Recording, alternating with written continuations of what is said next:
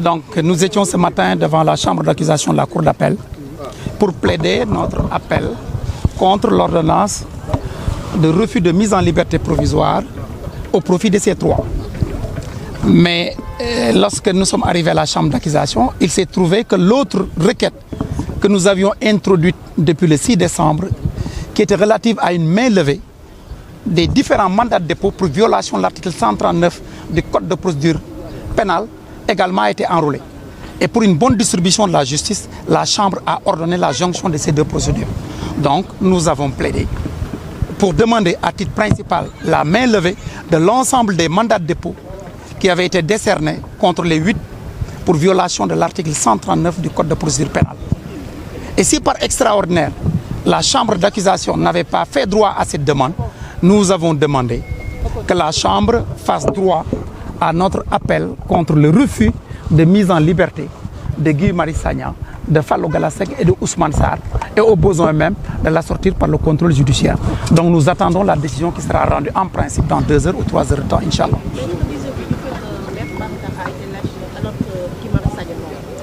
Bon, écoutez, c'est pourquoi nous avons interjeté appel.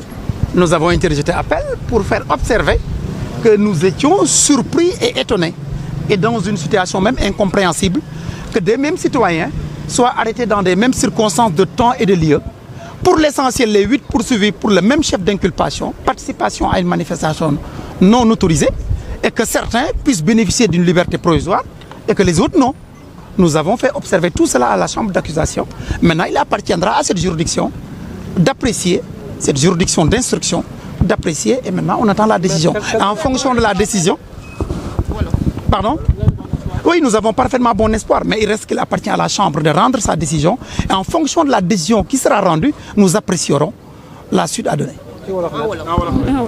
Bon, ci wolof donc tey ci kàttanu yàlla xëy na ñëw au niveau de la chambre d'accusation pour layoo si appel bi ñu defoon ginnaaw bi chambre d'accusation.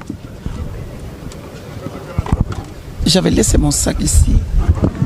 Ginnaaw bi chambre d'accusation bañalee woon Guy Marius Sagna, Fallou Galass Seck ak Ousmane Sarr bàyyi négandiku, mais bi ñu ñëwee fekk nañ également am na benn kayit bu ñu dugaloon depuis le 6 décembre pour ñaan chambre d'accusation mu neenal mandat de dépôt yi nga xam ne yëpp doyen des juges daf ko jëloon contre 8 xale yooyu.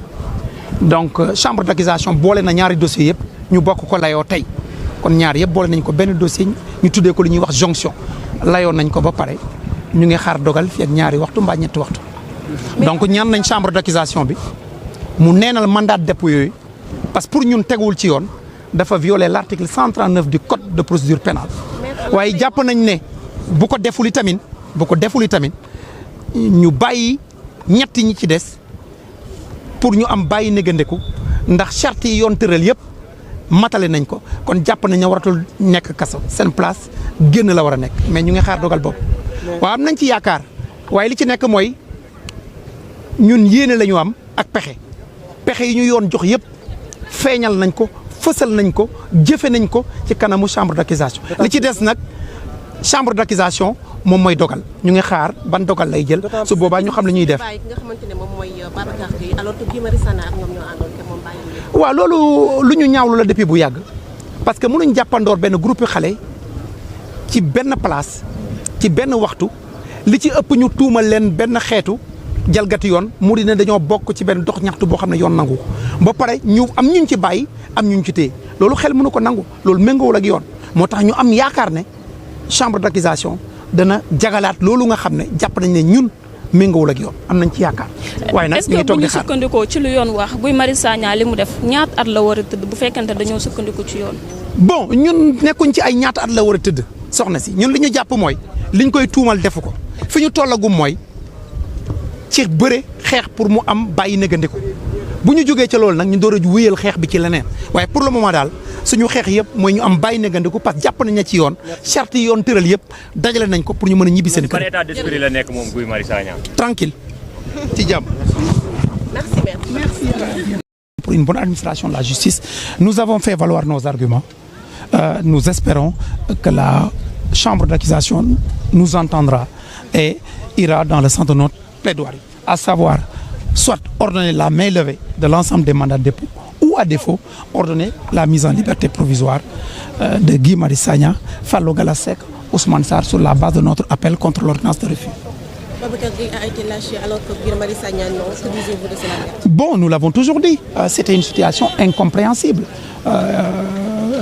Nous l'avions accueilli en son temps avec beaucoup de surprises. On ne peut pas comprendre que des mêmes citoyens, en vertu du principe de l'égalité devant la loi, qu'ils soient arrêtés dans les mêmes circonstances de temps, de lieu, poursuivis pour l'essentiel, pour le même chef d'infraction, et que certains soient libres que d'autres. C'est inacceptable, c'est incompréhensible. Mais nous espérons que tout cela sera corrigé par la chambre d'accusation. ci wolof donc layoon nañ sànq devant la chambre d'accusation appel bi nga xam ne dugaloon nañ ko ginnaaw bi ñu bañalee bàyyi ndëkkandiku Guy Marius Sagna, Fallou Galass Seck, Ousmane Sarr bi ñu ñëwee aussi fekk nañ chambre d'accusation dugal dossier bi ñu njëkkoon déposé depuis le 6 décembre pour ñu dindi mandat de dépôt yi. Donc ñaari dossiers yëpp dañ leen boolante ñu tuddee ko jonction ñu bokk ko layoo ñu ngi am yaakaar ne daal liñ ci bëgg yàlla dina ko def ñu ngi ciy am yaakaar. D'accord, maître ñu bàyyi ki nga xamante ne moom mooy Babacar Gueye alors que Guy Marius Sagna maître lan lay waxati. waaw liñ ciy wax rek waxoon nañ ko ci jamono mooy mbetteel lañ ci amoon bu rëy parce que mënuñ jàppandoor ay citoyen ci benn place tuumal leen benn xeetu jalgati yoon ñu am ñu ci bàyyi ñi si des ñëpp a war a yem ci kanamu yoon. Donc loolu lu ñu comprendre la te jàpp nañ ne jaaduwul itam bu ñuy bàyyi dañuy bàyyi ñëpp mais mënuñ bàyyi ñi téye ñi. am nañ yaakaar ne chambre d'accusation loolu nga xam ne ñun jàpp ne njuumte bu rëy la woon dana ko defaraat ba ñoom ñëpp ñu bàyyi leen ñibbi seen kër. ban heure lay délibéré. waaw Guy Marius mu ngi ci jàmm mu ngi ci jàmm ak salaam bon non aucunement xam nga moom nit ku gëm li muy def.